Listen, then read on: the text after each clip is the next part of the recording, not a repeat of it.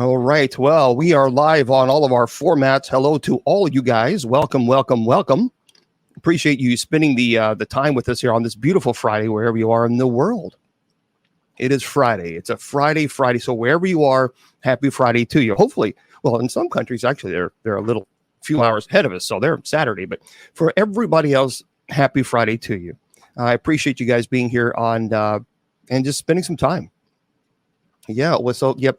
So let me get through the business part of everything before we get into the meat and potatoes of the presentation. I invite you to please go to our sponsors' website, which is kgradb.com. Again, KGRAD as in dog, B as in bicycle.com. And make sure you subscribe there. But put Bishop as your promo code, because if you do, you're going to get 30% off your subscription. Now, look, it's already very inexpensive. They have some terrific shows there, really terrific shows. So if you love the paranormal, like I do, if you love the supernatural, if you love all that, then you have to go to that website, kgradb.com. Put Bishop as your promo code. Thank you, Suzanne. And also, I want to, if you want to go to my website, it's very simple, bishopjameslong.com. There you go. That's it. Simple. bishopjameslong, LONG.com. So if you're really, really, really bored, you can go to the website if that's what you really want to do. More importantly, if you want to go to the church's website, that's simple, usocc.org, usocc.org. Now, I want to remind everybody that tonight at 10 p.m. Eastern Standard Time, we have night prayer as we do Monday through Friday. Every Monday through Friday at 10 p.m. It is the same night prayer. It's called Compline that I prayed while I was studying in the Roman seminary. I loved it. I tried to bring that experience and present it to you guys, to the public. It's a beautiful community that we're building over there. And just, you can go to usocc.org. Scroll down to where you see night prayer. You'll see it. Just click on it. It takes you right there. It's strictly, by the way, on Spreaker. So it's not on video. It's only on audio. Okay. So that way, you know. That way, you know. Well, hello there, Willie Gibson. Hello to everybody. Hi to all you guys. Listen, today we're going to have a real cool conversation. And I hope, thank you, Suzanne. I hope you guys are ready for this one. Now, again, for those of you on Facebook, YouTube, Twitter, or Spreaker or KGRADB, if you hear me say thank you to people, it is because I have people on TikTok offer gifts to the ministry, or they're subscribing or something, and I say thank you. So please remember, I have 3 different computers running at the same time. So if I don't see your chat or what you ask, it's not because I'm ignoring you. It's because I have 3 different computers running. So I have a lot of chat rooms open right now. There's a lot. So I do encourage you. If you would like, I want you to also feel that you can ask a question to this guest that we're going to have on tonight. Because this, folks, let me tell you something. I love the paranormal. I love the supernatural. And I love talking about topics like this because I truly believe this is happening. I am convinced it is. And tonight, our topic is electronic harassment, electromagnetic torture, psychotronic torture, people hearing voices, techniques to actually transmit sounds and thoughts into people's heads. Friends, this stuff is real. Now, I have a guest on tonight, and boy, I had the opportunity to speak to him the other day. Man, he's passionate about this, just as I'm passionate about what I do. He's passionate about this. So let me tell you who we have. John Freisek. I hope I didn't butcher. John Freisek. He is the quintessential expert in security investigations and protective services. Let me tell you a little bit about John. John is a tactical countermeasures surveillance expert. He has many years with experience with electronic harassment and TSCM, which of course stands for Technical Surveillance Countermeasures.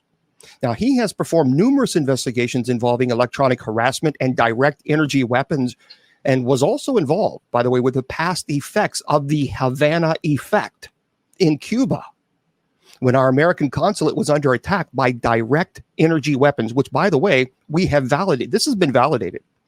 And John possesses the skill set and knowledge to conduct electronic countermeasures investigations for people and Fortune 100 corporations throughout America. So let me tell you a little bit about John. He's a 35-year-old veteran a 35-year veteran of security investigative tactics, is offered his knowledge and services in a national atmosphere. So John is a certified personal protection specialist and a licensed private detective. He's a licensed Illinois alarm contractor, and he, by the way, owns an Illinois licensed security agency that offers armed and unarmed protection services to many Fortune 100 and 500 clientele. So John is also a certified personal protection specialist and executive protection specialist that has served numerous higher level corporate clientele, as well as many well-known celebrities throughout the nation for the last 30 years. By the way, he's a special and second degree black belt in Taekwondo, small arms weapons and defensive weapons specialist, and he brings his vast knowledge in personal protection for civilians in an easy, simplistic manner where everybody can learn no matter the age of physical condition one may be in. That I love. In the expansive world of security and investigations, few names resonate as powerfully as John. With an unparalleled journey of over 35 years, John has not just witnessed the evolution of the industry, but has been instrumental in shaping it. See, his dual roles as president of Total Security Group, Inc. and CEO of the renowned Chicago investigative firm Special Solutions, Ltd., only scratch the surface of his professional expanse. Now, Special Solutions, Ltd., under John's meticulous leadership, is a formidable entity, teaming with 14 elite private investigators who have extensive backgrounds in law enforcement, corporate security, military intelligence. And John's reputation as an executive protection security expert is legendary. His vast clientele, ranging from celebrities to corporate tycoons and influential figures, trust him implicitly for his expertise, discretion, and commitment to their safety. Now, his investigative reach is deep and varied. As a licensed private investigator, he tackled high-stakes cases for Fortune 100 and 500 corporations, often unraveling mysteries that seemed impenetrable. Now, yet investigations and executive protection are two facets of John's multidimensional expertise. He is a master of undercover operations, adept at blending in seamlessly while gathering critical intelligence. His prowess as a TSCM, which again means technical surveillance countermeasure specialist, is sought after, ensuring environments are free from unwanted electronic eavesdropping, which is occurring quite often. This skill, of course, fits perfectly with his proficiency in both overt and covert CCTV digital video camera operations. Now, whether it's for evidence, security, or monitoring, John's expertise ensures impeccable video capture. And further, augmenting his security suite is his role as an alarm specialist, system specialist. Understanding the intricacies of various alarm systems, John ensures optimal safety for both residential and commercial establishments. And his keen eye for detail also makes him a go-to professional for designing physical security structures, ensuring that premises are not just secure, but impenetrable. And by the way, on the training front, John is certified as an active shooter instruction trainer, a testament to his commitment to proactive security. And his additional roles include business fraud investment investigator, firearm trainer, martial artist, and an expert in personal protection tactics and de-escalation strategies. Now, beyond his technical expertise, John's ability to distill complex security knowledge into relatable insights stands out. See, his commentary and educational endeavors make security accessible and understandable to the general public. And it's true, because when I was speaking to him the other day, this is not my expertise, I would say. Well, sure, theology and philosophy, demonology, angelology, all day long. I could throw out the jargon terms and teach people. But this, he was just talking to me just as I'm talking to you now. And I understood everything that he was saying. And that's not easy to do when you have jargon terms. And we'll talk about that in just a second. In essence, John is more than a seasoned professional. He is an institution in himself. His vast skills combined with his unparalleled experience makes him the quintessential expert in the world of security, investigations, and protective services. And by the way, it was just the other day that he sent me a very kind rosary. And I want to share this with everybody. It's beautiful, absolutely beautiful. Of course, it is the St. Benedict. It's a St. Michael rosary. But he sent this to me in the mail. And boy, that was very touching. So I appreciate that very much. So without further ado, now that you have we have a true expert in this field. Let's get him on air. Hello, John. How are you? Bishop Long, it's a pleasure. Thank you for having me on, sir. Well, Good day. it is a pleasure having you on. And I would just remind me never to mess with you, because I'm sorry, a Taekwondo expert and security expert. Ain't nobody gonna be messing with you now, John. That's all I got. You have the Holy Spirit on your side, Bishop. That's right. Yes, a lot more powerful. It's a lot. Amen to that. Well, you have the Holy Spirit on your side too, so you're a faithful believer in Christ. So, yes, sir. Yes, sir, I am. John, before we get into the meat and potatoes of the presentation, first of all, tell everybody your website so that people can look up on the internet and see a little bit more about you. Sure. One of them, Bishop, is called Electronic Threats. That's plural.com. And you can go on Electronic Threats and you can read some various articles and some videos over the years governed into YouTube about electronic harassment and other electronic threat anomalies throughout America and the world.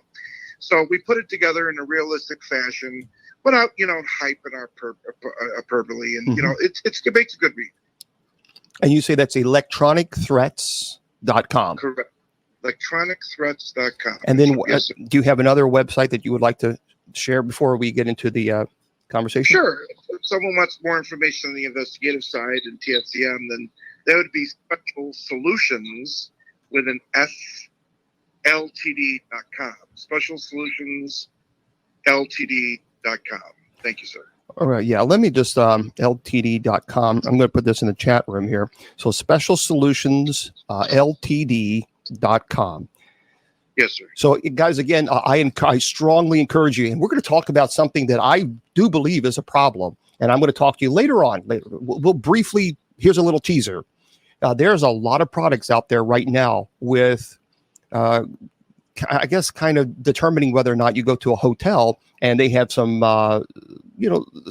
cameras, hidden cameras that shouldn't be there. So we're going to talk to John about what you can do about that very issue, because I do believe this is becoming a problem. So, but first, John, before we get into the conversation, let's define some jargon terms. So jargon terms, for those of you who don't know, is terminology that an expert would use in their field that you may not be aware of. And in every field, there's always jargon terms, whether it be like in theology, transubstantiation, consubstantiation, principle of double effect. I mean, you throw out these terms and people have no idea what you're talking about. So let's talk about define electronic harassment. Well, electronic harassment is defined where, as an individual, or even sometimes for that matter, animals, can be harassed and they can have idiopathic symptoms to wireless transformations that are going to disturb their neurons in their body. Much like we discussed this before, in our physical cellular structure in our body, our neurons, we do have a very low type of current of electricity that makes our heart beat, our brain go, our spinal cord send images to our brain to move our hands and feet. We all know that. And so we are made up of cellular electricity. Okay, not the type of cellular electricity that's going to shock someone, much like if you move across the floor and you rub your feet against the carpet. I don't know if you ever did that when you were a kid. Sure. You touch someone, you zap them, right? Well, that's electric current going through your body. It's the same type of situation. Okay, fair enough. But now, with the advent of an egregious and overwhelming amount of electronics that are out there today, okay, our cellular systems in our, physiologically, let's just say, are having to adapt to Wi-Fi, 5G, 4G, 3, a lot of different frequencies that are out there, not analog, but heavy-duty digital frequencies that in some instances do harm people physiologically. Wow. So there are numerous case studies, New England Journal, all over the world. It's kind of like a hush-hush situation where they don't really want to put it out there for the scientists and the physicists, because people right away gravitate and say, oh, you're crazy. I hate that word crazy, but they think you're crazy, and it's time to get the aluminum hat out. Everybody chuckles and says, oh my gosh, okay, he or she's out of their mind. They think that there's envisioning thoughts in their mind, and voice the skull, and someone's looking through their eyeballs. Now that could be hyperbole, and that could be a little bit off. So, Okay. but electronic harassment deals with a phenomenon of different various signals radiating through one's skin, through one's body, penetrating their organs, but most of all, their brain. Wow. Okay. So, and this also includes animals too. So we're going to get to that in just a second. Now, can you define how would direct energy weapons, DEWs for short, how would you define direct energy weapons?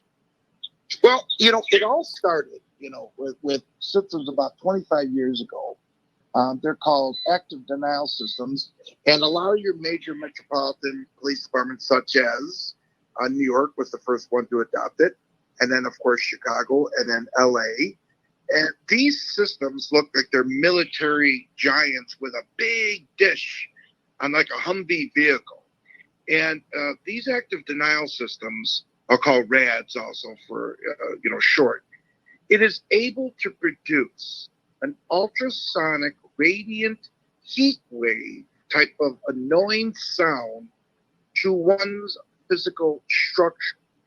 So whenever there was riots years ago, and right now they're being limited in use because a lot of people were suing the government and suing the police departments because they're proclaiming, oh my gosh, I suffered egregious mental problems and this and the next thing. So they are still used in warfare, like China, the United States, of course, Russia. All the big countries still have this, and they use it for military technology, for defense. And it is, they say, non-harmful and it's non-lethal. But over a period of course of time, you're going to do some cellular damage to the neurons in your brain. There's no doubt about it for prolonged, generation of these would-be weapons. So that's where it started, Bishop. Now, let me ask you, this highly focused energy and the sounds that are emitting from these direct energy weapons or DEWs, yes. Are they disembodied? Can you hear it? Can everyone else hear it? Or is it something that just impacts the brain without it being auditory? Well, when these first started, the denial system, when they first started, it is directional. Okay. It's not so much now omnidirectional, but it is directional. And what would happen is you point at a certain crowd, and you go slowly into the crowd, and believe me, they would dissipate. They would leave. So a lot of reporters, and I was struck with it a long time ago off a demo in Virginia. Okay. And let me tell you something. It sounded like someone was knocking on my skull. Oh. Very hard with a hammer and a thumping sound. Like thump, thump, thump, thump, thump, thump, thump, thump. Oh, wow. And it just really radiated inside your mind, pulsating. And it was like a profound pulsation that was just, really, really aggravating. You want to run away. So, that's what it would do.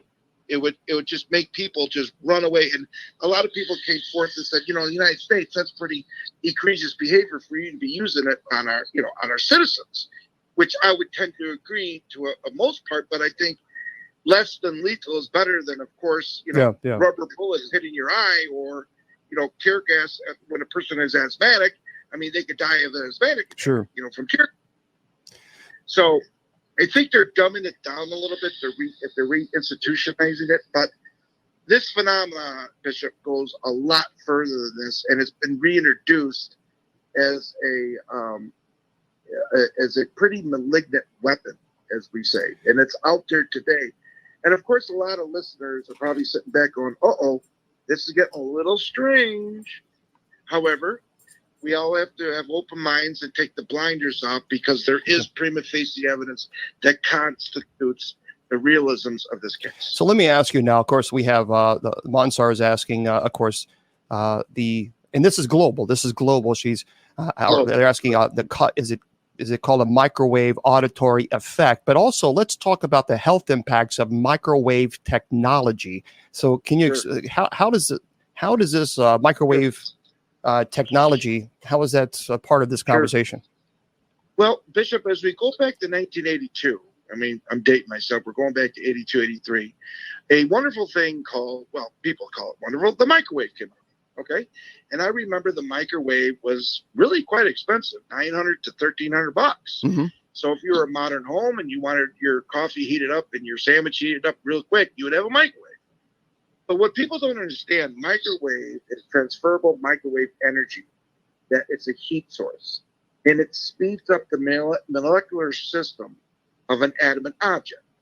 So they always say, hey, there is always some leakage with microwaves. Mm-hmm. There's no doubt about it. Because if you put a real good microwave RF detector, or even a cheaper one that you can buy on Amazon, next to a microwave, and you turn it on, a minute, this RF, radio frequency detector, is going to go crazy anywhere from 7 to 2 feet away from the microwave.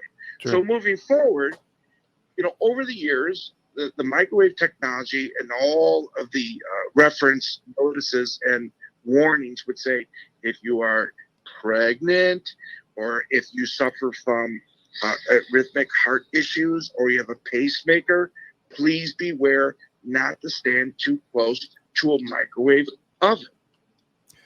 So yeah. the same truths are out there today. Microwave is a transferable energy that heats up the molecular system, heat generation, but it's not good for long periods of time if you stand in front of a microwave.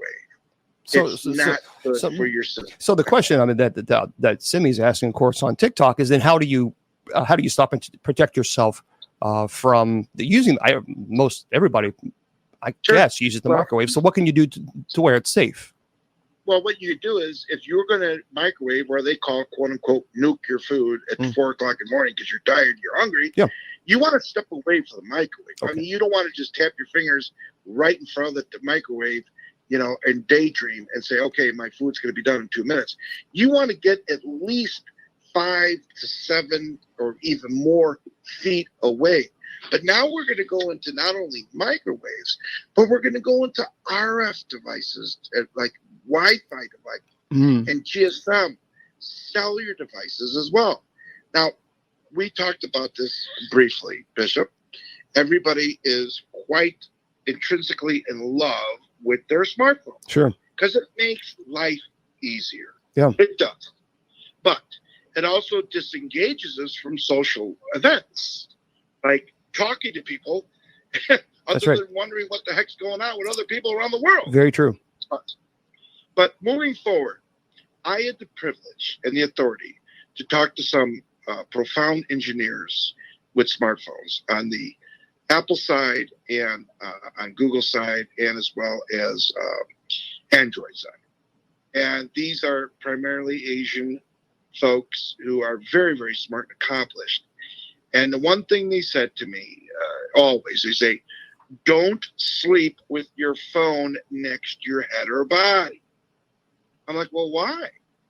Because even if your phone is not active, but it's still plugged in, it's still committing and gathering frequencies all the time to and from. Now, I don't want to make people, for the lack of better words, overly paranoid or freak out. Mm-hmm. But the fact of the matter is, phones are important. They of course, replace 95% of landlines. I mean, heck, when I was a kid, going 20 or 30, 40 years ago, we had, when I'm aging myself, we had rotary dial phones, or we had push dial phones. Yeah. Okay. Now that was in more simple times where there was analog and this, that, next thing, AM radio. But moving forward to smartphones, this gives out a lot of different type of EMF electricity. Okay. And other radiance. Now considering 5G, which is a multi-trillion-dollar industry. But it is known that 5G, before it hit the open market for civilians, was a government and wartime type of signal because it does penetrate. Now, a lot of people, a lot of electrical engineers who work for big Fortune 500, 100 conglomerates are going to say, hey, John, you need your aluminum foil hat. But it is true. A lot of people these days are suffering from more migraines. They're suffering from more confusion. And how about on restless sleep, Bishop. Yeah. A lot of my people that I talk to, my friends and my family, like, I just can't sleep. So let me ask you this. So for those of you just joining, I'm speaking to my friend John Freisek, who is an expert on electronic harassment and, of course, defense and countermeasures, what you can do to protect yourself. So let's get to the basics here. What is the most common forms of electronic harassment reported by victims? How do they manifest? Well, that would be for eavesdropping devices that's very easily obtainable on eBay right now, and for that matter, also on Amazon. I mean, I'm going to tell you, for under $40, sometimes $50, you could buy a Wi-Fi spy camera that has audio.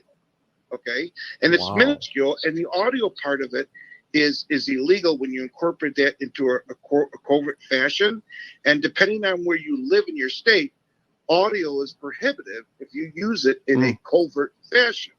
It's supposed to be out in the public. So some states have a one party, some states have all party laws, which means if you're using such a device, it's okay as long as all parties acknowledge it. So you can buy these things for $40 and you can just put them anywhere, and it's video and audio. Oh, absolutely. Yeah, it's quite scary. The Orient, or I should say China, as well as Taiwan and of course Korea and for some, Singapore, they have come out with unbelievable mass production devices that you could hook up commonly to your common Wi-Fi, okay? And you could use these in a surreptitious manner. Why do I know this? Because I am a technical surveillance countermeasure expert, and I do this for corporations, and they're always worried about their secrets being protected in the boardroom. Wow. They're coming. They're talking. In the summertime about the new toy that's going to be happening. Come December 25th. They want to know if it's going to be grabbed by surreptitious audio means. And having said that, I possess the skill set and I have the technological equipment that can ascertain what is relative, what is not, what is a false positive, and what's a threat.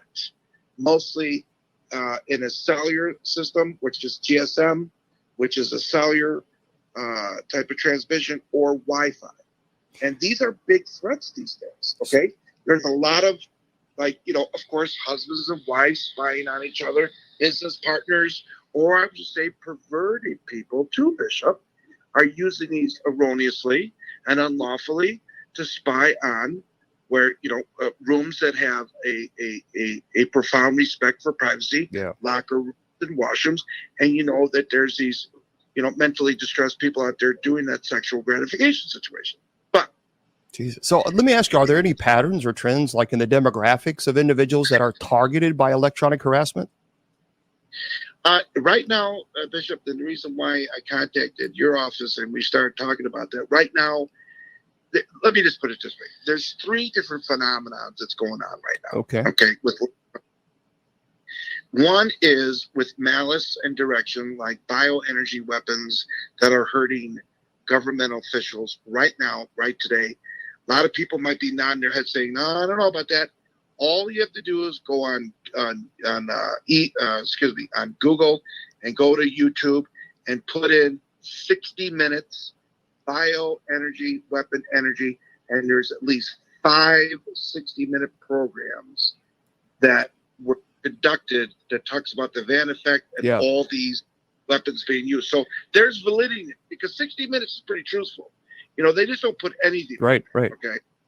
So, but moving forward, so it's either directed with malice or with criminal intent, or electronic harassment can be also idiopathic, which means it's kind of like depending on your blood type and your cellular structure of your system, you might be simply allergic to too much radiance involving Wi-Fi and cellular systems.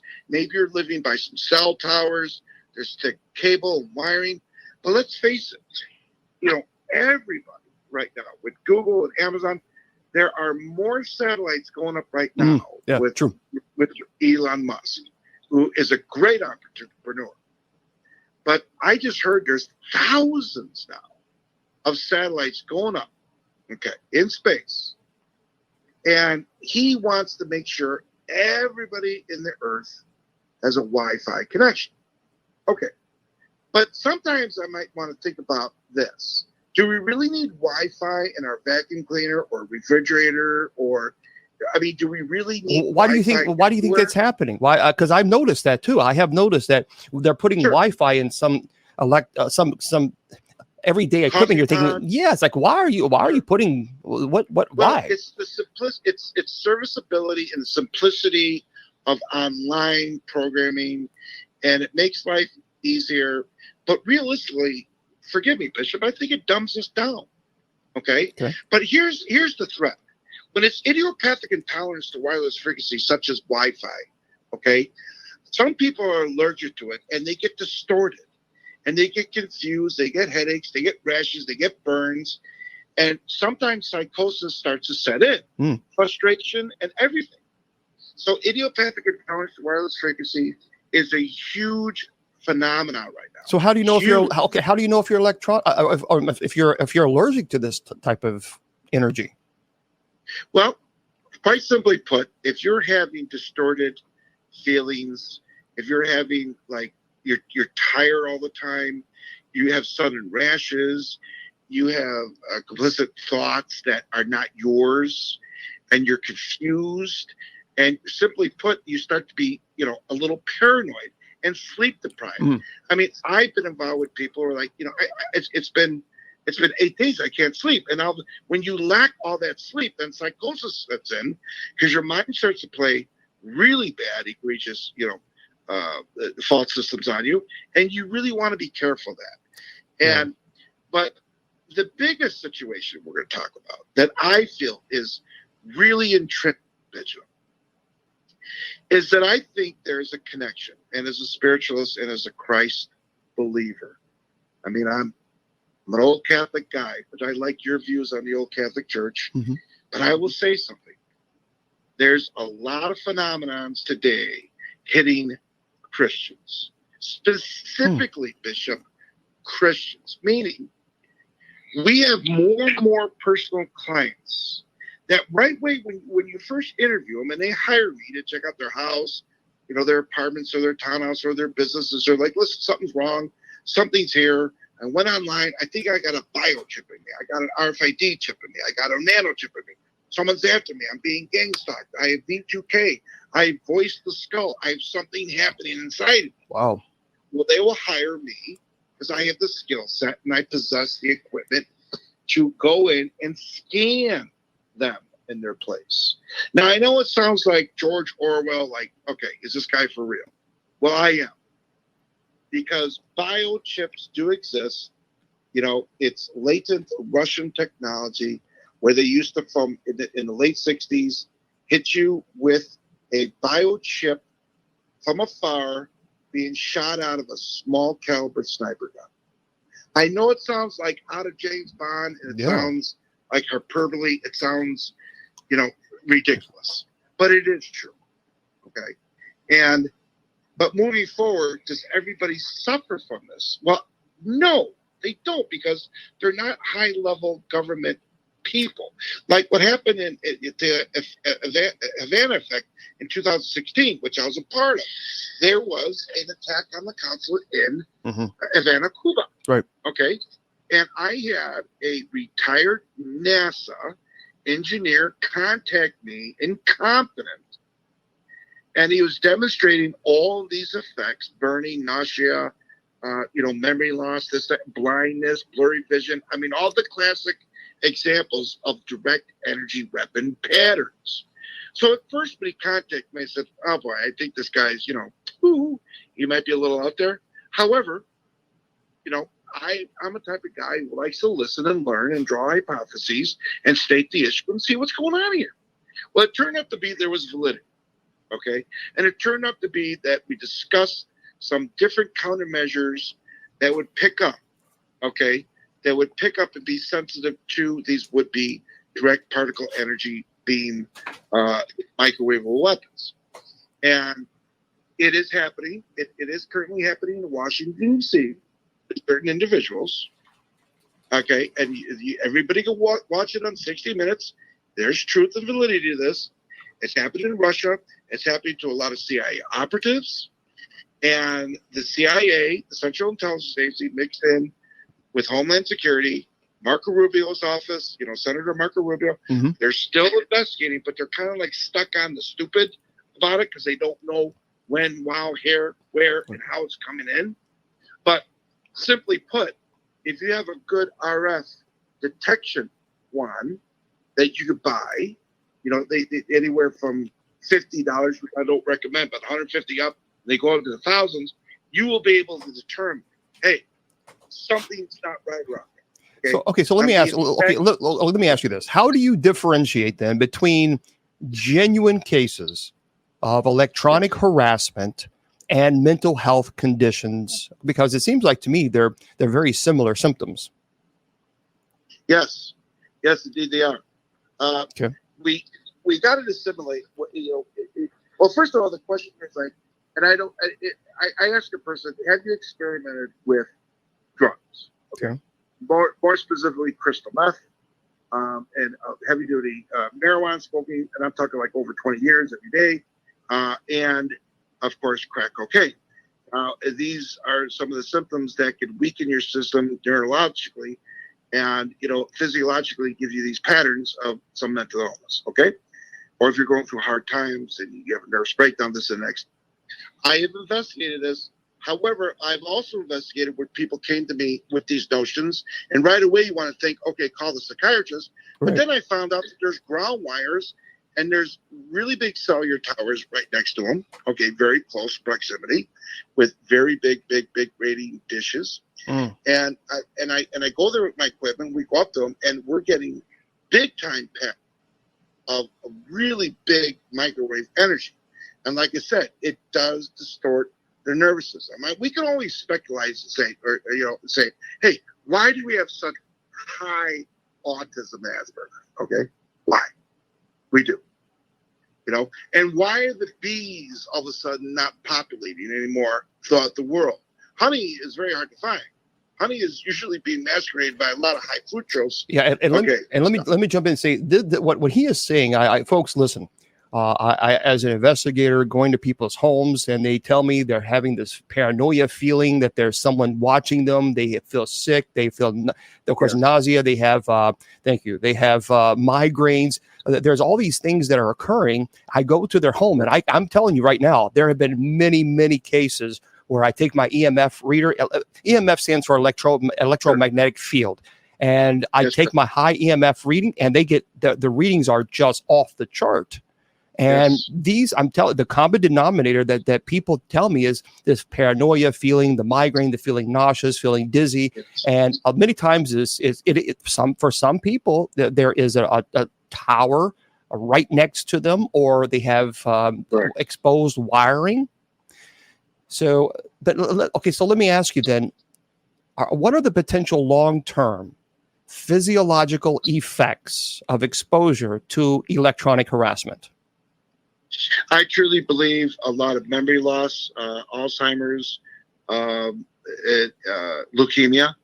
I mean, my sister-in-law is still with us, God willing, and she was victimized. She had a broken router right next to her desk that she sat at for 70 years. Okay, I mean, it's prehistoric. She smokes, and she's in pretty good health, but she smokes cigarettes. But she got leukemia. It was never in her family, okay? It was never in her family. And everybody thought, well, you're going to get lung cancer because, you smoke some cigarettes every day. However, a lot of people are coming down with different types of illnesses that are not conducive to, in their gene pool, mind you. And it's a strange phenomenon, which, medical research needs to look in a little bit more. However, like I said, everybody's kind of like, well, we don't want to cause mass hysteria and paranoia. But the one thing I want to say, Bishop, is the third thing that I'm very concerned about. I'm lately noticing that a lot of people are suffering and they're looking for conclusive results, and they all of a sudden pick, electronic harassment and gang stalking and all this. But I'm like, no, because what's the motive? It lacks motive. Mm. But what's strange is they're being attacked by sexual thoughts. They're mostly Christians, and voices are telling them, like, forget about God, forget about Jesus. Wow. And Bishop, they are all, like I told you, there was a case pretty close to you in Kentucky, Bishop, a couple months ago that we traveled to. And this was a kind gentleman in his late 50s. He lived in a dilapidated house, and he suffered a spinal cord injury, but he wasn't doing any dangerous drugs. But he was telling me that voices in his head keep on telling him to do sexual perverted things to himself. So let me ask you this without going into deep detail, because obviously we might have, the kids or someone who are. But let me ask you this: but why would someone invest in any type of equipment, the electronic harassment equipment, to attack a guy that seemingly is no threat to them? So why? That's correct. So that's a very good point, Bishop. And the answer to that is correct. There's no motive, sir. Yeah. And I asked him, are you a past governmental employee? Like one time I had a woman who was a senior advisor to the IRS. Okay. All right. So that was a motive. Okay. Sure. That was a motive, but the conclusivity of the results of the case, warranted that she was near high towers again. She lived on a remote tropical island. There was a lot of, towers, and plus she had a nervous breakdown. But so that is true. The validity of these cases are not always someone's out to get you. Your ex-husband, your neighbor, the guy you dated when you were in 8th grade. I mean, a lot of the time these people think that, they're coming after me for a reason, like gang stalking. Yeah. That would be like patterns, multifarious people, and like 50 cars a day are following me. Well, that's not possible unless you're a government agent and you're under suspicion of treason, and you're from another country, whatever. But the fact of the matter remains is that the strange anomaly that's happening today, I truly believe, Bishop, has a spiritual side, because everybody used to say when you get the mark of the beast, so to speak, the 666 mark, that someday they're going to mark us with a biochip. Okay. Now I know it sounds, they broadcasted that for the last 20 years, that someday we're going to get the chip underneath their skin and we'll be able to go to the register and check out any time at the register with a biochip. And they would say, once that's done, that's the mark of the beast. And then, government and the world will control people. They'll no longer have the freedoms of belief and the freedoms of life. But moving forward, like you said, the causation is kind of strange, because it's either, like I said, idiopathic, where you're allergic to frequencies, right, or it's done with malice. Like I said, you're an ex-CIA operative who knows too much, and that's true. It does happen. It happens in China, it happens in Russia, it happens in Cuba, it happens in multifarious countries. And I really think there's a spiritual side, and I think, and correct me, you're the demonologist, you're the guy who is, but I reached out to Bishop Long because I'm seeing such a strange pattern by many different people of all races and creed and everything are experiencing the same phenomena. So so then if this is happening, which you're obviously quite vocal that it is, then the $1 million question I think anybody would ask, are there any known countermeasures or defense against electronic harassment? Well, I would have to say there's two defenses, Bishop. Okay. And one would mean an economical type of RF detector, that if you're too close to fields or radiance or microwavable energy or Wi-Fi, sometimes there was places, I'll tell you, a major conglomerate in San Francisco, I went into the corner office where the CEO had an office built out for him for like $2 million. Unbelievable. And I walked in there, and my meters and my diagnostics equipment, my TSCM equipment, went crazy. I mean, we were chirping and beeping. We're like, uh-oh. And I went to the receptionist and go, does this gentleman? He goes, oh, no. Every time he goes in there for the first half an hour, he gets a headache and he gets out. And I noticed that when I went there, it was a 5G dish from Verizon, not to mention anything about Verizon, love them. I'm just saying, it was across about 500 feet on a high building, and it was directly pointed in an area where this office could be subject to the direct energy. And no one liked to go in there because it had so much transferable microwavable energy in there, Bishop, that everybody was getting a headache.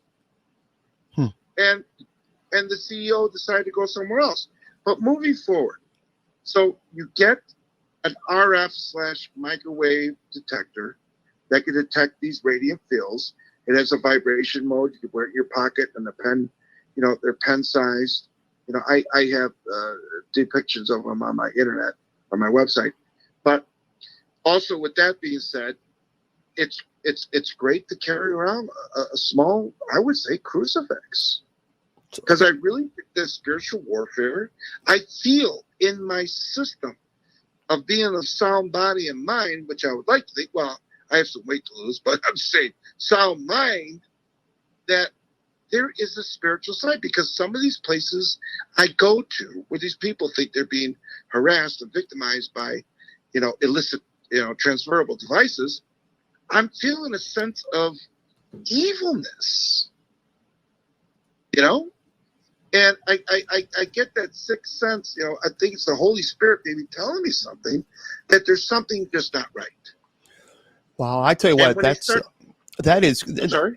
Well, let me ask you, because I did just a quick view on just on like eBay, for example, on an RF signal detector, and of course, there's a bunch of them that come up, and I've also seen them advertised a lot on social media. And I've got to be honest with you, I'm confused because there's a bunch of them. There's one for 2019, there's one for 23, and there's one for 16. Somebody, people like myself, I don't know which what to buy, and they have great reviews. So how do you know which one to purchase? That's actually going to be anything that's going to be like $15 or from China, $20 is not going to be good. Like I said, I got a few on electronicthreats.com. that are decent, they're like, 150, sometimes $175.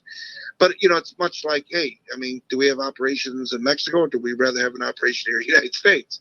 You pay for what you get.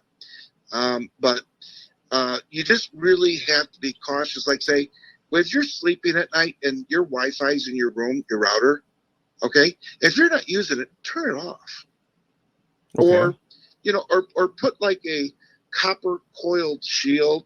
You can buy like copper from a Home Depot, and block it a little bit, or Silverell, because having copper in your home, like copper piping and small pieces of copper around you, it absorbs a lot of the EMF and energies. So It's a good thing to have, because every time we go out, no matter where we're at, airports, work, wherever, we're being zapped by a lot of EMF, a lot of other energies, okay? And especially cellular energies too, which is GSM, all right, smartphone. Like when you walk into an airport, there's systems in an airport that will try up to 25, 30,000 times to read the contents on your smartphone. And it's energy that's trying to suck out the information of your cell phone. Now, this is for Homeland Security, okay? Or a lot of people think, yeah, right, Homeland. Well, I mean, I don't keep anything strange on my phone. So if it's going to matter that they're going to look at my phone for safety and for terroristic situations to keep me safe, I really don't have any problem with that. Some people do. I really don't, because it is what it is. I mean, the NSA and other national intelligence agencies, they do read the text message. There is Echelon and there is Pegasus 2. Okay. They can basically just dial right in. So can you provide examples of like true cases, documented cases, besides the Havana syndrome, where electronic harassment has been used for like political or malicious purposes? Yes. There are devices you could buy. It's illegal, but you smuggle them in from China. And these are called cell blockers and Wi-Fi blockers. And it's high radiant fields that you can get, believe it or not, in like the size of a loaf of bread, that has about 16 different antennas on it. And this will put out so much energy. It's a scrambler, and it blocks, but it blocks Wi-Fi, and it blocks uh, video signals, and it blocks Wi-Fi, and it blocks, of course, cellular phones, smartphones, 3G, 2G, 4G, whatever. But there's so much energy that comes out of them. If you use that as a makeshift directional energy weapon that costs like $500, if you put that silently in someone's home, okay, you will not only be blocking a lot of their phones and everything, they don't know where it's coming from, but you're going to give them extreme headaches, extreme tiredness, and extreme fatigue, and would be memory loss, no doubt. So how much would you think, you talked briefly about the type of RF reader? Is there a particular brand or cost that you think that people should stick around? In other words, are the $20 ones junk?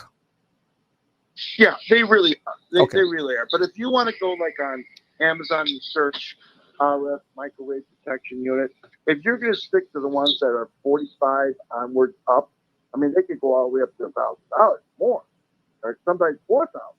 But if you want to stay above like $60, $70, you're going to get a decent unit to protect you. Sometimes they also have camera finders on them. They find the oscillating chip inside of CCTV camera. You probably saw those. Yeah, well, I just typed it on Amazon, and I went in there, and it sees here hidden camera detector P18 RF, but that's $40. Hidden camera detectors, anti-spy $30. Bishop, it's always good to look at the customer reviews too. Yeah, sure. And to look at the bestsellers, customer reviews. But but they also, forgive me, they also give out what is called false positives. So I listen, I don't want to throw the baby out with the bathwater. Okay, I don't want people to buy one of these and all of a sudden go home and it's beeping. Oh my gosh! Right. It gives out false positives, people. So if you turn it down, do it late at night. Go around diligently but carefully, but don't worry about the false positives. Obviously, if you go up to your Wi-Fi or your router, it's going to go off, okay? And also you can test up against your microwave oven, which I do all the time, and it'll work. But if you lay it next to your bed and leave it plugged in, and you're getting heavy tones at night, well, that might be cause of consideration to either move your bedroom or unplug things. Okay, because I think a lot of people are asking me, especially on Messenger. I'm getting a lot of questions about is there a particular brand that you would suggest this to purchase, where if perhaps maybe less than $75, because there's a lot of people that are concerned about this and they want to do their own reading, especially this is really big now. That's on social media. A lot of people are selling these type of devices to scaring people if you're going out like to a hotel. And they say you got to make sure that there's no, hidden camera that's around. And they sell all these gadgets. And quite honestly, a lot of them are junk, but phenomenally, they have the best reviews in the world for like $15 gadget. Right. And unfortunately, there's one specifically called i4 technology, but they are more expensive, i4 technology. And I will have to say most of them come from Ukraine and Russia. And having said that, but it's pretty good technology if you have the money and the affordability. But realistically, these are all generic and they don't really have any set names. Okay.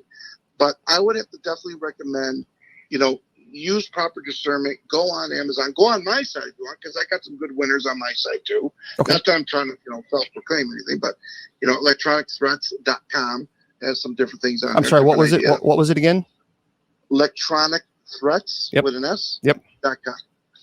And, if you want to go on there and take a look, there's some decent units I've used. Now, I don't particularly use those units professionally in the field because I have well over $350,000 to $400,000 worth of professional equipment. Wow. That's my retirement, Bishop. Absolutely, yeah.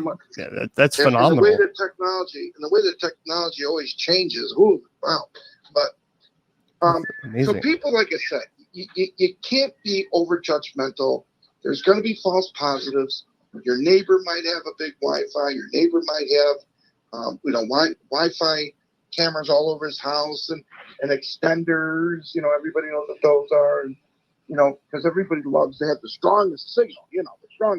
Sure. So just use proper discernment, proper, be analytical about it. And like I said, don't be over sensationalized and thinking right away you got a problem. Like, it's more idiopathic than anything, allergic. And, but it is a phenomenon, Bishop. It is happening more and more. So let's close this out with this question. What are the future trends that you are seeing and potential developments in the field of electronic harassment research and prevention? Well, I'll just say, be cautious about getting the new systems. And I'm not going to be a big advocate on wireless technology that's coming out, believe it or not, a 5-volt charging system that goes through the air, Bishop. Oh, wow. Okay. So they're in another year, they're gonna come out with a charging system that you have your phone, and with your in a 25 to 50 foot radius in your house, your phone and your smartphone and your iPads, everything will be able to be charged in air.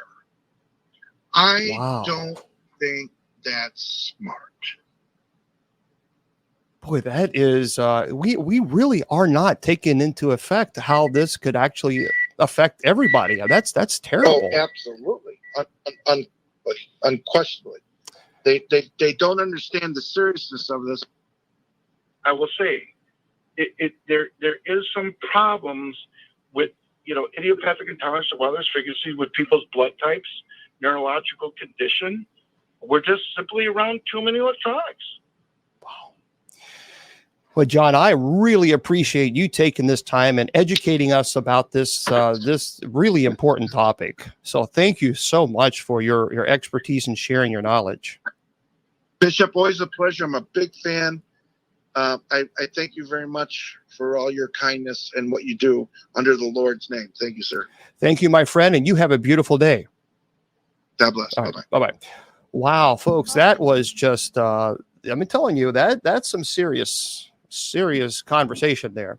And that should be, that's a good point as far as these electronic equipments that are, charging now through the air. I mean, so we have no idea what this is doing to us. We have no idea. And I'm not into the scare tactics and all this, but I think we need to be aware because I think this is absolutely really serious stuff. So electronicthreats.com, and of course, then also Special Solutions. That's the website, specialsolutionsltd.com. So if you need his assistance, obviously he's the man to go to. So Special Solutions with an S, LTD.com. Make sure you go to that website to also check out some of the, because I went to the website and he has several things that suggestions that you purchase. And I thought it was really important because I am seeing a lot of advertisement all over social media about, if you're going online or if you're going out of town, and they're selling these, these readers, but they're just $15, $20. And I matter of fact, I was tempted because, as clergy, obviously I have to many times leave and go to people's homes or just go to a paranormal conference, and you really don't know where you're staying. I mean, you don't, hopefully you stay at a place where it's respectful, but you don't know the person who was there before you. And, it's always important. I think it's always important to just make sure, because there's been a lot of stories out there where people go to a hotel, even a reputable hotel, and they had one of these devices and they detected that there was a little hidden camera there. And that is a problem. That is a real serious problem. So make sure, again, you check out his website. Again, it is Special Solutions, specialsolutionsltd.com, and go there and what that's interesting, isn't it? We were not that they had Wi-Fi issues, so we're here in the studio and we're rocking and rolling. So boy, I tell you what, hidden cameras at a particular coffee shop in the Bay Area. That's a good point. So yeah, you might want to check that out. You might want to check out these. I probably will end up purchasing one because it does make me a little uncomfortable when you're reading some stories. And I have read quite a few stories. As a matter of fact, I even talked to a friend of mine who is a paranormal celebrity, if you will. And they went to a conference and they went to a hotel. And this was a nice hotel. And he had one of these devices and it kept going off. And they thought, what in the world's going on here? What in the world? And apparently someone had put a camera in, there was, the little shelf where they always have like the Bible or something. But they put a little camera right there on the side, which is very small, very hard to detect. And he just happened to be a paranormal investigator, and his machines kept going off and off and off. And so he found it, he detected it, and he reported it. And this was this was a reputable hotel. So that's a problem. That is a problem. My goodness gracious. Yeah. So welcome, everybody. I appreciate you guys being here. Hopefully you've enjoyed that. That was, to me, I tell you what, he is a wealth of knowledge when it comes to his topic. And that is problematic. And it is true. There's been many, many times where I have gone to someone's home and they have expressed this feeling of dread of someone watching them, the paranoia, and they even were worried that, they were losing their mind. And so we many times I've gone there with my EMF reader, and the EMF spiked. I mean, just unbelievable, just it was crazy. And 9 times out of 10, at least from our experience, it was always some type of wiring issue, whether it be exposed wiring or the wiring that was problematic. It wasn't properly grounded, or the terminology that they use behind the drywall. And so pretty interesting, pretty interesting. So, but the Havana syndrome, that's an issue. So be careful if you're going out there, if you're going to a hotel or wherever you are. Make sure if you're going to pick up one of these RF readers, make sure you find one there's a reason they're $15. So there's a reason they're $20, and they're being sold like crazy on the internet, like crazy. And according to John, he's the expert. They're junk. They're junk. They can, Judy Ann, and that's, we didn't get into that conversation very much because I didn't want to keep John too long, but I absolutely am convinced. Judy Ann says, if demons can throw voices, can't they also harness these technology frequency? Yeah, absolutely. And this is one of the things that John, he touched on that briefly about, there's a lot of people, especially from his perspective, a lot of Christians seem to be attacked by this one for a variety of reasons. But remember that demonic entities are not stupid. So demons can absolutely manipulate any type of equipment that we are using. This is why I tell people, when you're paranormal investigating, you need to be aware that you may not be speaking to who you think you're speaking to. And the demons will many times come across as, well, I'm a child, or I'm not a threat or something. And then before you know it, now you're communicating and you're inviting a demon to have that interaction with you, and that can cause the attachment. So demons are absolutely fully aware of the technology that we are utilizing in paranormal investigating. Or not only that, and there's a lot of people will go out and download these equipments or these apps, especially on their phone, and then they take it into their house. And they start just playing around with, I'll just chat. I just want to see if it works. I just want to see if it's any good. I just want to see. I'm telling you now, that's dangerous stuff. That is dangerous. Do not do that. That is a form of imitation. There are consequences for investigating, and you have to be aware of those consequences. Right, and then it snowballs. So yeah, I'm convinced that the demonic demons can absolutely manipulate the technology that we use. They are quite savvy. They're not stupid. And they're very manipulative. So you have to be careful. You have to be careful with these type of equipments that you're using. Yeah. Okay. Right. Yeah, the apps.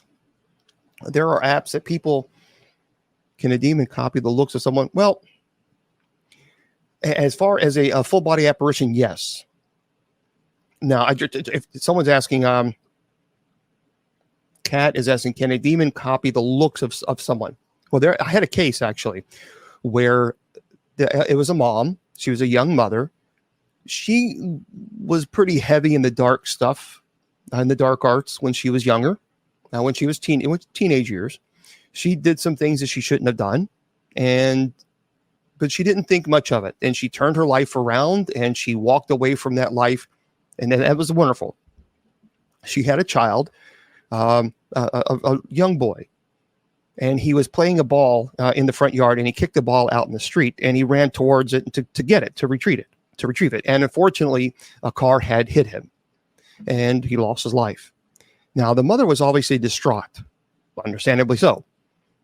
But 2 days later, her family began seeing her go into the little boy's room and sing his favorite lullaby. I think he was like 4 or 5 years old. And she would sing his favorite lullaby, and she would look like she was holding him, like she was sitting in the bed, looking at him and singing. Now, thank you very much, Scary. Now, of course, my first initial thought when the family told me that is obviously she's so distraught that she's in some form of psychosis, and we understand. I mean, obviously, if you lose your 4-year-old baby, I mean, of course. So we got involved with this case, and they had other activity in their home that was beginning to become violent. Religious objects desecrated, the bangings, the smelling, the animals being terrified. So she went into the bedroom when we were there, and I heard her singing his favorite lullaby.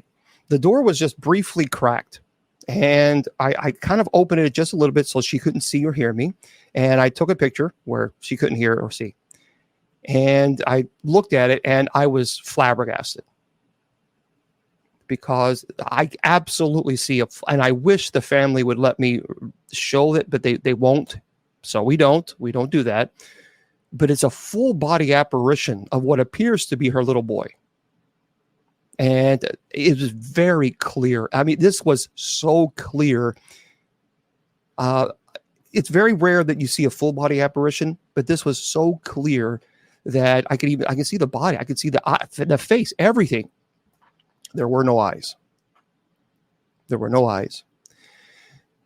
And that was a tough case. That was a really hard case because she had lost her son just a few days prior to us showing up. And then I had to tell her, I'm sorry, but I don't think that's your son. And so she lost her son again. So we had to get her counseling. And that was tough. That was a very tough case, but there was no question that particular case was demonic in nature. No doubt about that at all. None. The activity was really violent.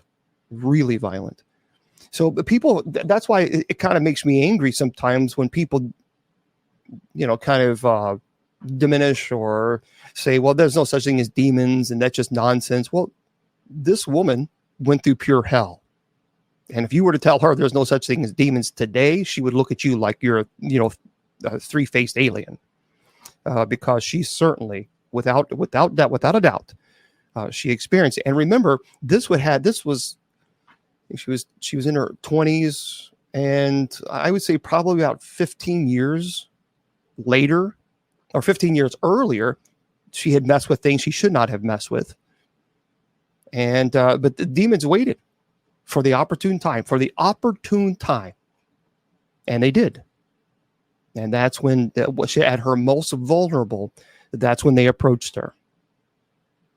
And that was a tough case.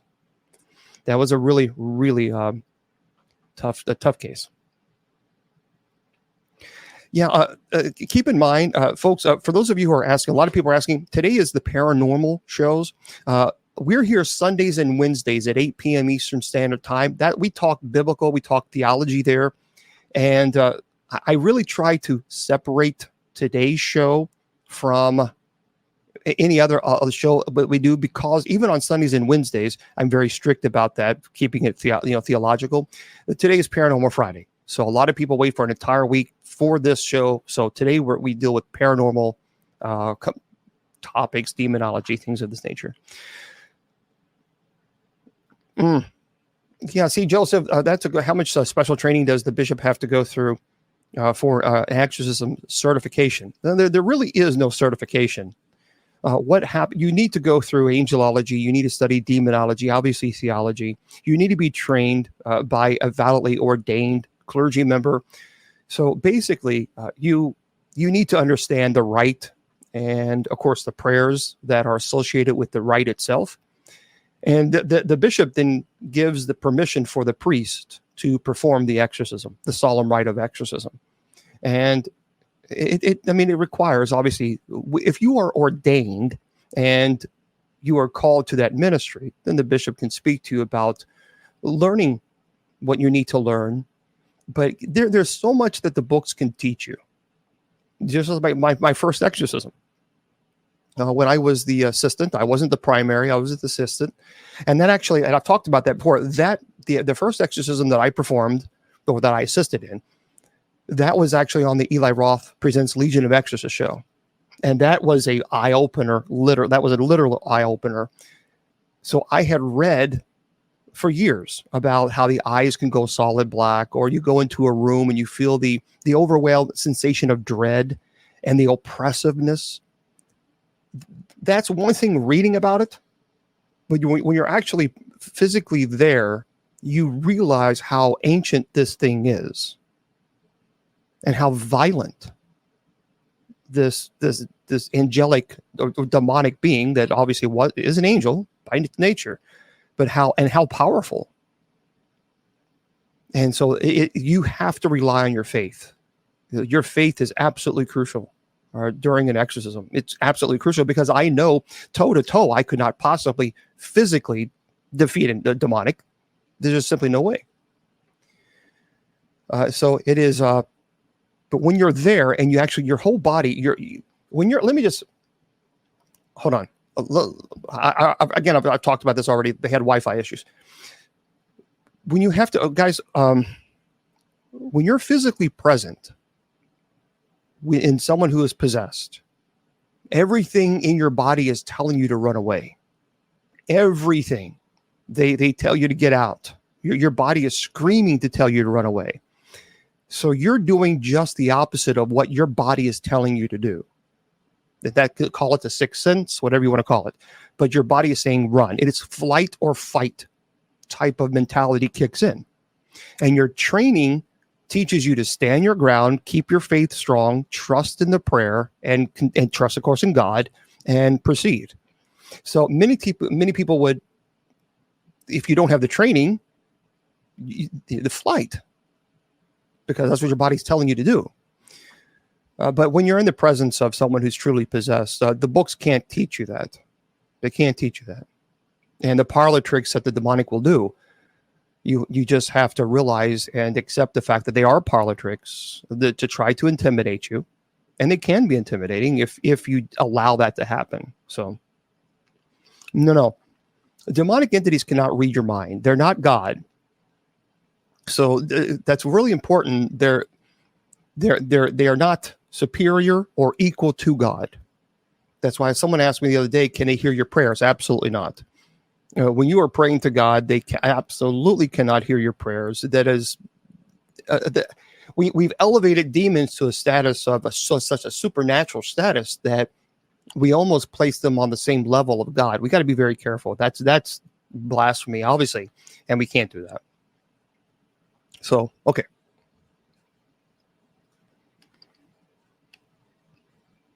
Oh, really?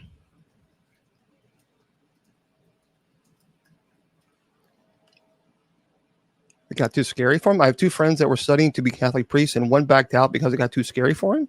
The other said experienced attacks as he got closer. He ended up, deciding to get married instead. Well, now keep in mind, as far as scary for him, I'm not really for understanding why it would be scary, Candace. I studied for the Roman Catholic priesthood for 6 years. It was truly one of the best years of my life. I absolutely loved it. The closer, well, thank you. Thank you, Shelley. The closer you get to God, the harder the devil works against you.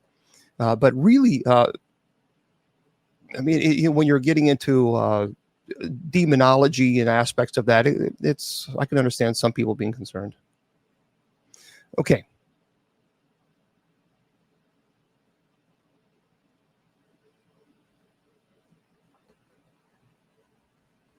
Oh, sure. If you pray out loud, absolutely. Yeah, there's no question that they can hear that. But I'm talking about if you're privately praying, they are not able to hear your prayers. That's just simply not true. Okay.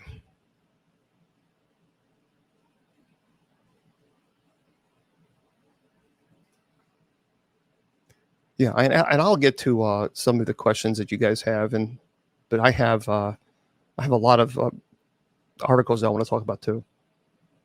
The parlor tricks. Yeah, can you explain some of the parlor tricks that they've tried to trick you? Is it close to what the movies show?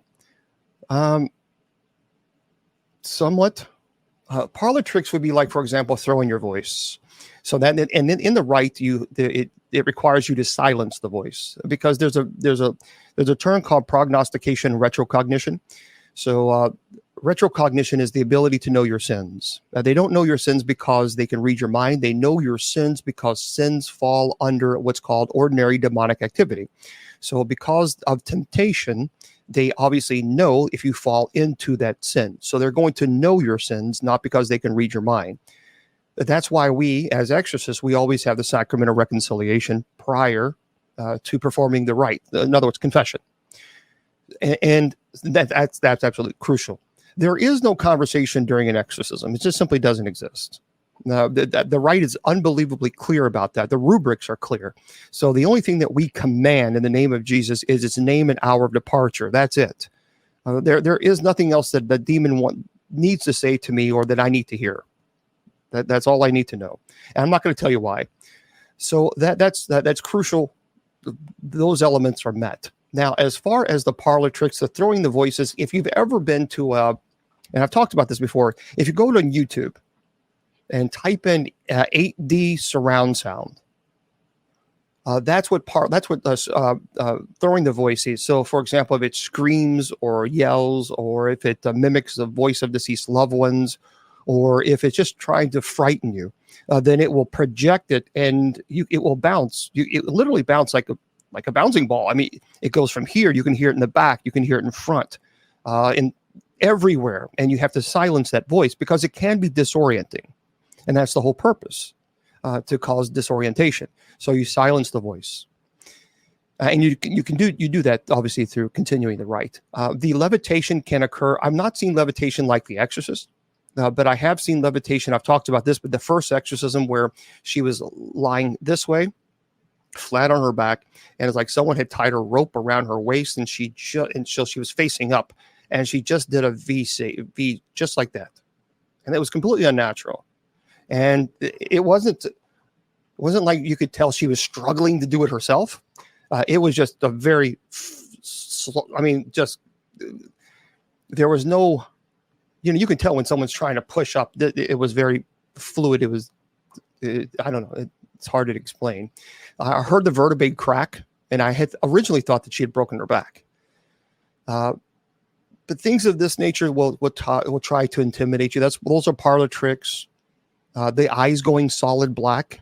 Again, these things are to throw you off, and it certainly did me. That was the first exorcism that I was the assistant to. So I lifted the eyelids to determine where we were during the possession. I won't explain that. So the reason I'm very careful about what I say is because I've had experience before. 15 years ago, 17 years ago, I talked about certain things, and then people heard it online and they said, "Oh, Bishop Long trained me to perform exorcism." So that's why I'm very, very, you have to be careful with certain things that you say. So I lifted the eyelids, and her eyes were solid black. Now, I had read that could happen. But when you're actually there, but the blackness it was not a dull black. It was I talked about, it was like a mirror. So as I lifted the eyelid, I could see my reflection in her eyes. I couldn't move. I couldn't talk. I couldn't think. I couldn't say I needed help. I was completely catatonic. It had controlled the neurological functions of the brain to where I could not function on my own. I had no autonomy. That was gone. It was a strict catatonic neurological state of being in which I had no control over my motor functions. And that was quite alarming. So the primary then took me to the side, blessed me, and we continued. So things of this nature will occur. This is why when people say, I don't believe that possession exists, or I don't believe that demons exist. Okay, that's fine. Okay. And what do you want me to say about it? You know, I tell people, I'm not here to prove to you that demons exist. I'm not here to prove to anybody that demons exist. I am here to help the families who know they do. And I'm very much at peace with that. Oh, sure. Could a demon smash a 3-foot statue of Jesus across the room? Actually, yeah. And I've seen a desecration. Religious objects are desecrated. I've seen statues thrown. I've seen a crucifix being thrown. There was one case that I had. She had a blessed crucifix, on the wall, and it was as if someone had put in there. You know, one thing falling, we've all seen that before. You hang a mirror or a picture up on the wall and it falls. Okay, no big deal. The drywall failed or whatever. The nail failed.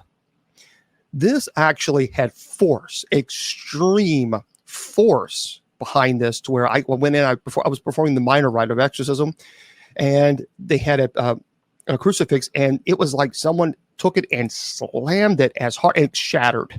I mean, this broke everywhere. It was wooden, and it shattered. So this wasn't just a simple crucifix falling off a wall. This was a total desecration of the crucifix itself. Yeah, and that was now that's different. The minor rite of exorcism is different than the solemn rite. For those of you who don't, so the solemn rite of exorcism is reserved for an individual who is truly possessed. Now, so you perform the exorcism on the demonic that is infested in themselves within the body. The person is in a neurological catatonic state. There's no memory of the stage of possession. Now, that's different than the minor rite of exorcism. And I've talked about this before. There is no such thing as performing an exorcism on a home. So that doesn't exist. You bless the home. You perform the minor rite of exorcism on the demonic entity that has infested themselves within the home. And of course, the whole point of the expulsion stage is to remove the demon from infesting itself. And then, of course, you bless the home. You have mass, etc. So, good, Carrie. That's wonderful. Yeah, no. Items can't be possessed. They can have demonic attachment. So the humans become possessed. The whole point of possession is for the destruction of the living temple of the Holy Spirit, which we are. Remember, we are created in God's image.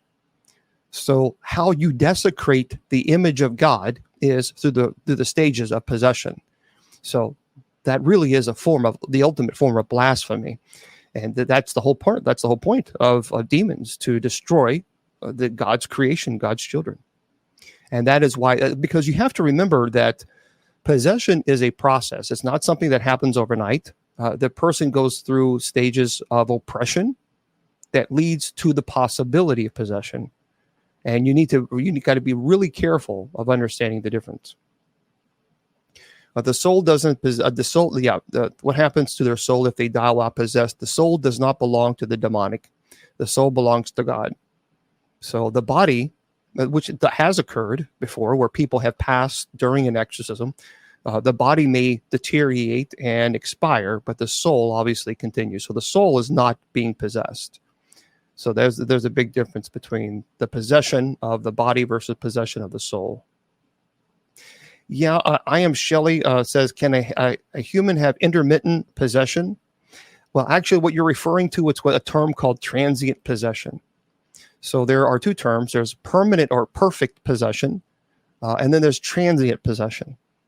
So what that means is transient possession is when the demonic will enter the body and leave at will. So it will leave and enter the body. And then, of course, perfect possession is when the person is at a constant stage of possession. And that is quite frightening, because the body can only sustain so much trauma. So we have to remember that the body sustains a great deal of trauma through the stage of oppression and obsession, and then which leads to possession.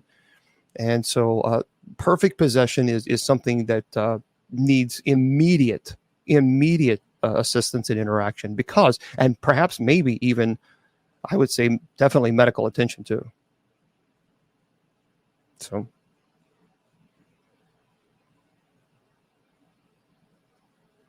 Yeah, I once played it with a Ouija board, and some weeks later I saw an entity that claimed to be Satan.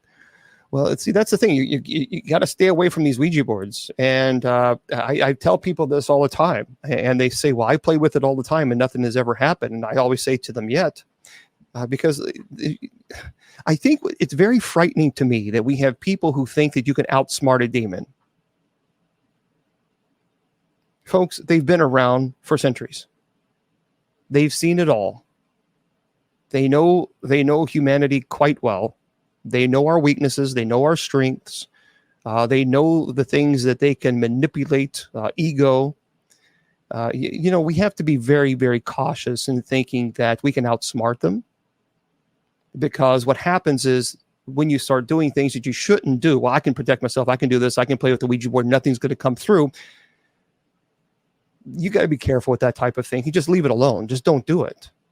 Don't put yourself in that position where the possibility could exist, because it just very, very dangerous. Oh, well, wonderful, Joseph. Thank you. I appreciate. Thank you. Let's see. Maybe I'm wrong here, but you're truly a great teacher. I watch your Bible study 2 times before I go to Mass. Wonderful. Sunday, and learn from you. Great. Playing games with your work has hustle. The dude playing games with your work has hustle. You'll have to explain that one to me. I don't really. Huh? Joseph? Explain that one to me. But thank you. Oh, Danielle, let me tell you something about selling your soul. What would you recommend if someone sold their soul? Well, first of all, you absolutely, if anyone who does that, I don't understand why someone would. I understand what the fame and fortune, I get it, but I don't understand why someone would sell their soul to make a pact with the devil just so they can become famous. That to me is so unbelievably dangerous and irresponsible on all levels. In this case, I would absolutely convince or tell the person you need to have the sacrament of reconciliation. I mean, because when you sell your soul to the devil, you are removing yourself from the grace of God. You are choosing. That's blasphemy, and that is something that I would say your soul is in great peril. And I would say you need, without question, the sacrament of reconciliation. So,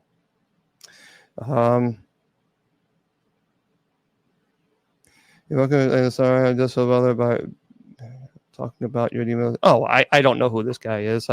People have said all kinds of things. They look. Here's the deal, Joseph. The deal is this. There are a lot of people out there. There's a lot of, someone is saying that there's someone out there on social media that's saying making a joke of me and all that other stuff. Here's the deal. I really don't care. I don't, and I appreciate you letting me know that. But the thing is my value is not determined by them. And actually, anybody that will go on social media to attack clergy member who help people for free and who have devoted their entire lives to helping people for absolutely free. Anybody who would do that really is showing the spiritual inner turmoil that they're struggling with. And I feel sorry for that guy. I certainly will pray for him. And I hope that he realizes that being hateful and being nasty and being whatever he's saying, I don't know, is well, you're going to be held accountable. People think that you can do and say things on social media and there's no accountability for it, and there's absolutely wrong. So yeah, just send me. I guess Joseph, send me if you have his Facebook or something, then I can block him, because I really have no time for people like that, because I'm too busy. I'm too busy helping folks. I don't have time for it. So yeah, Joseph, send me if he has a Facebook, just send it to me. That way I can block him, and be done with it. I got that from online somewhere. I forgot where it was, but I got that online. Right. That's what I'm going to do. Yeah, Joseph, send me something on Facebook if you would. And then I'll block him and move on. There's a lot of people. That's why I tell you all the time, I end my shows with your value does not decrease based on someone's inability or refusal to see your worth. You're priceless, and don't let anyone tell you or convince you otherwise. And so I tell people this all the time. Just because someone doesn't see your value, that doesn't mean that you have no value. So they can't determine your value. And quite honestly, as the old saying goes, I think my spirit irritates their demons. Because a person who is filled with the love of Christ, I've said this before too, a person who is filled with the love of Christ and the peace of Christ, they don't go around trolling people. They don't go online attacking clergy just so they can get a name for themselves. They don't do that. A person who is truly filled with the love and passion of Christ, they don't go around being hateful to people. They don't. So, okay. So anyway, there we go. Yeah, it's one of those things. What are you going to do? What are you going to do? Okay. Boy, that's loud. All right. Yeah, there's a lot of people. There's, it's it gets like that. It gets like that, and so you just have to say, okay, move on. Okay.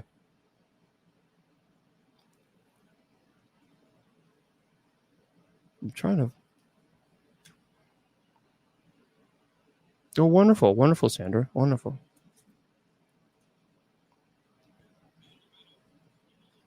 Okay. So we'll put that down there. All right. Oh, no, that's fine. Hey, listen, I like debunking is good. When I think it's very helpful too. When you go to a case, that's one thing you have to be. I think a lot of people, when they see like a TikTok video, it's a 1-minute video that I do. It's a reaction to a 1-minute video that I don't know anything of the background on this video. I'm just doing a reaction to a video that people said, can you watch us and give me your initial reaction?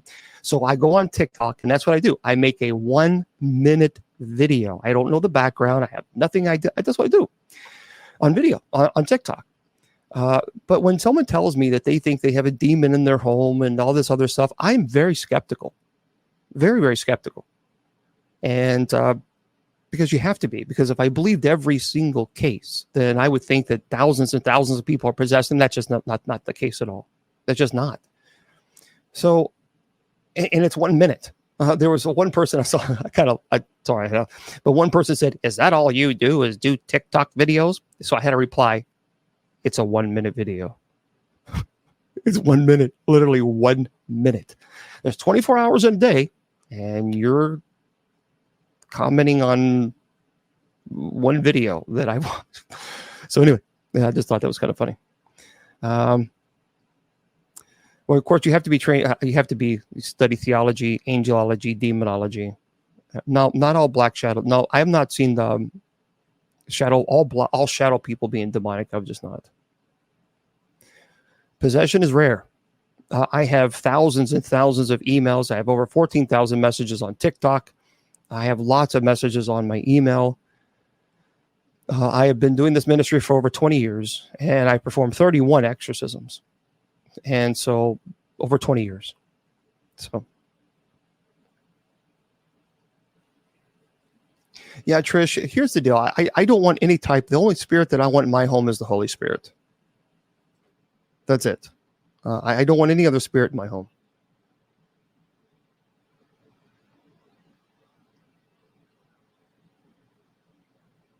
Okay. All right, Joseph. Well, that's fine. That's fine. That's fine. That's okay. I appreciate you letting me know, but I'm not going to worry about it. I'm not going to. Believe me, I will lose no sleep over this. So, but anyway, I've had everything. As a matter of fact, there was one time, there was one particular. This is really interesting. What you guys will be interested in knowing this. About 15 years ago, there was a particular, maybe 20, I don't know. There was a particular woman who was on Facebook, and a lot of people made fun of her, and pretty rough with her. She claimed to be psychic medium. And there were some people that were really, really, really hateful.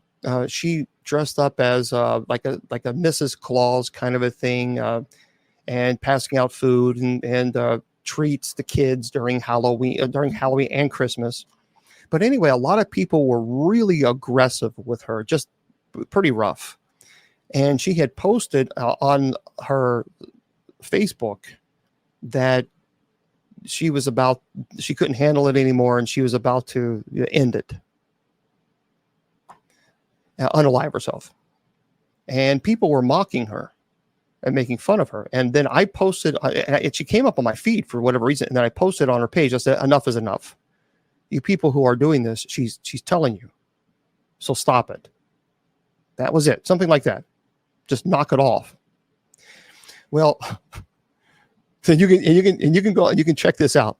So the ripoff report then did an article on her or something, an expose on her, and then included my name into this thing, the protecting or defending her or whatever it was. And it was a really nasty article. And so I contacted the owner of the ripoff report, and I told them, I have nothing to do with this woman. Why are you including my name with this person? I don't even know her. At that time, I didn't even know her. I had no idea who she was. And so I was telling people to knock it off. Stop. She's telling you she's going to unalive herself because she can't handle the type of attacks. And so all I did is say, people stop.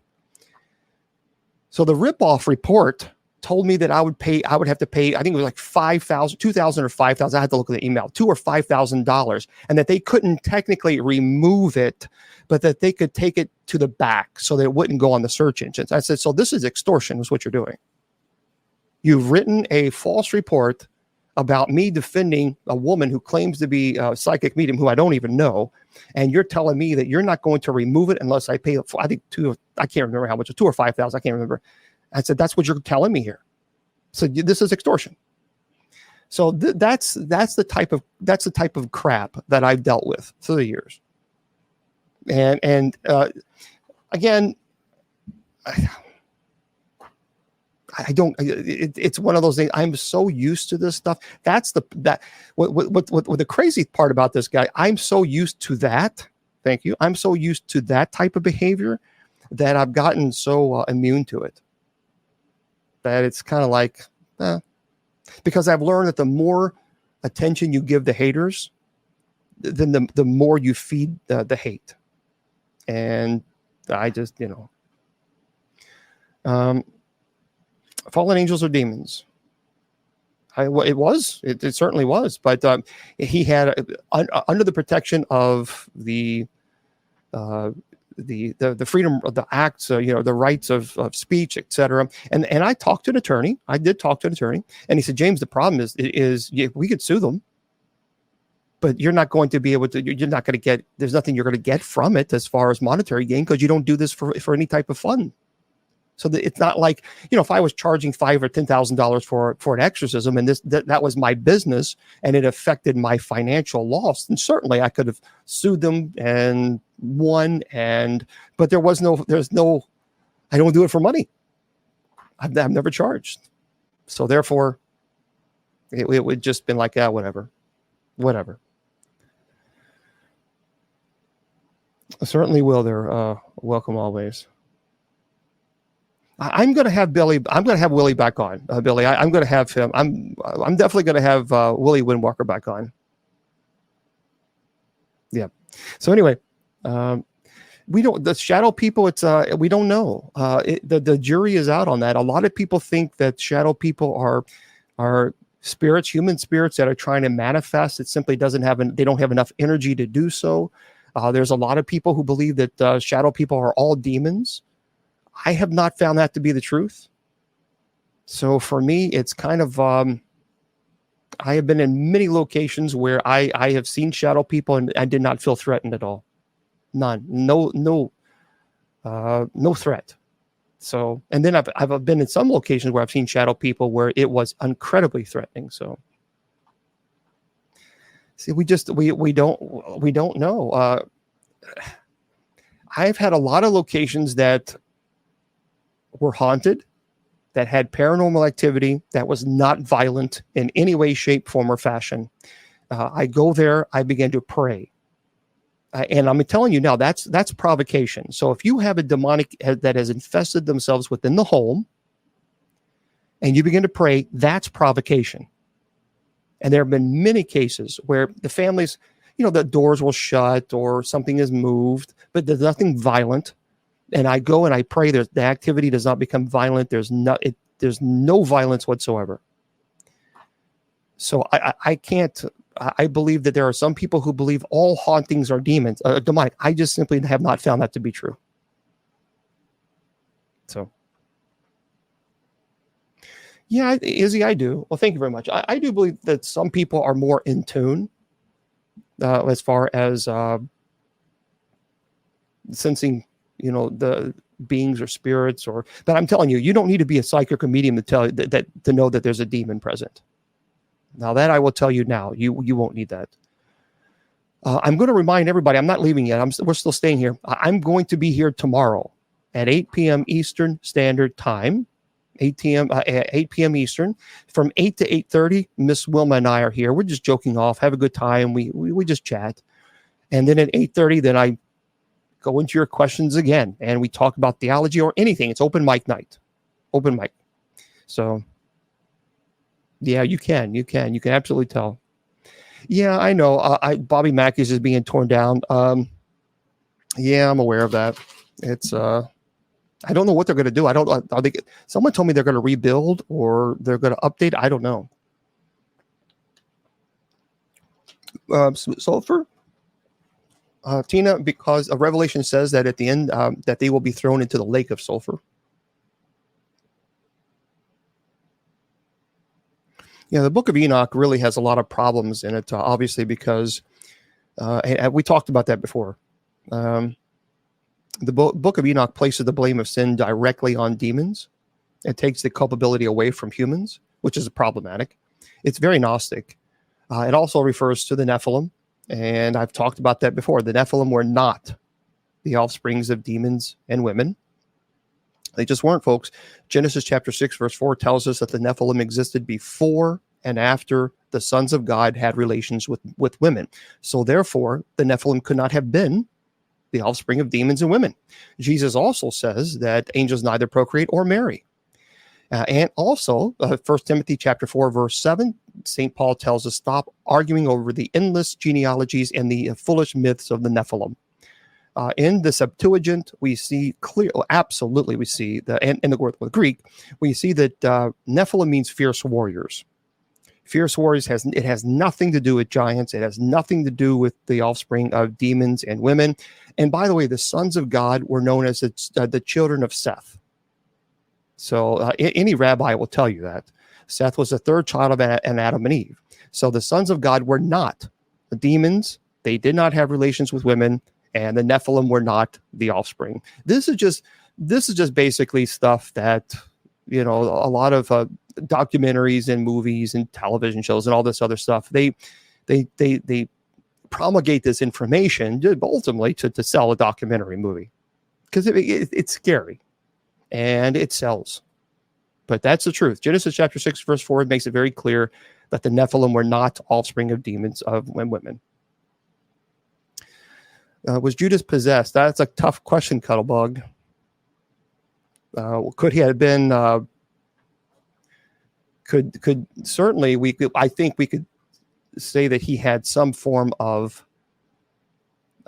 evil and attachment, influence.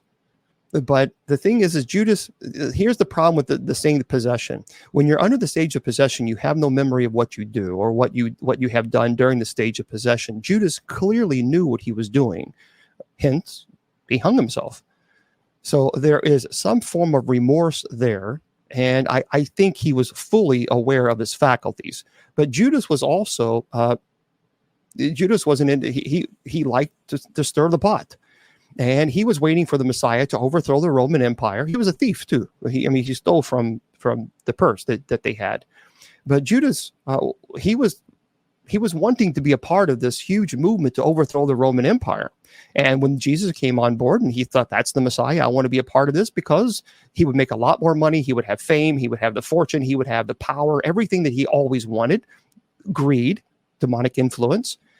And he thought he found a way to do this by Jesus, because he thought it was the Messiah. So Jesus shows up on scene, now starts talking about laying your life down for people that you love. And Judas is saying, now, wait a minute, this is not what I signed up for. Because they were always taught that the Messiah would show up and overthrow the Roman Empire. Well, Jesus comes on and says, nope, that's not how you do it. So I think he was demonically influenced, and I think he was demonically influenced by greed and by power and wealth and fame, etc. And that's called ordinary demonic activity. And I think the demons, no question. Remember, because at this time, the devil was doing everything that it could to stop Jesus from fulfilling his role as the Messiah. So the devil thought, good, I'll use Judas as a perfect catalyst, and we'll end the Messiah completely, and I'll win. I'll defeat. The Messiah is defeated. However, the moment that the Satan did this, he sealed his fate because of his pride. And that's exactly what happened to Satan. That's why he got, in the end, sorry, buddy, you just weren't smart enough. So, yeah, the red heifer, yeah. Yeah, the circus. Yeah, and I have a lot. I couldn't get to them today and that's okay. We had a lot of great questions. I do have a lot of really cool articles that I want to talk to you guys about, and I'm telling you, some of these articles are really neat. So we'll be here tomorrow at 8 p.m. Yeah, the devil, and certainly the devil entered Judas, but when you're talking about possession, I think that the devil, no question, thank you, the devil no doubt influenced, but Judas in his own free will. Because there's a theology that poor Judas was a pawn in the game and he shouldn't have done this and all this other stuff. No. Let's not make Judas the victim here. Because as I've talked about this before, Jesus was going to be crucified one way or the other. He did not need Judas to do this. Judas chose to do this because of greed, because of his own ego, his own selfishness, and his own desires. But see, the book of Enoch, that's why the book of Enoch would blame put the blame strictly on demons and say, aha, it wasn't poor old Judas's fault, it was demons' fault. Demons, no. You can't take the equation of free will out of the situation. Yeah, you can go to usocc.org and you can find out what's up. I don't know, Jordan. I don't know. But anyway, that's the situation. I'm not leaving right now, but for those of you on Spreaker, I'm going to say goodnight to you guys. It's just easier to close the Spreaker out.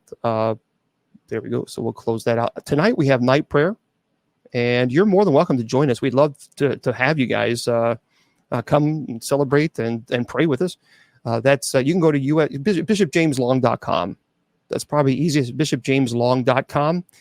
If you go to bishopjameslong.com, scroll all the way down, and you will see night prayer. If you click that link, and it will take you right there to night prayer. We play music around 9:45, and thank you, Mr. Producer. And then at 9:45, we start at 10 p.m.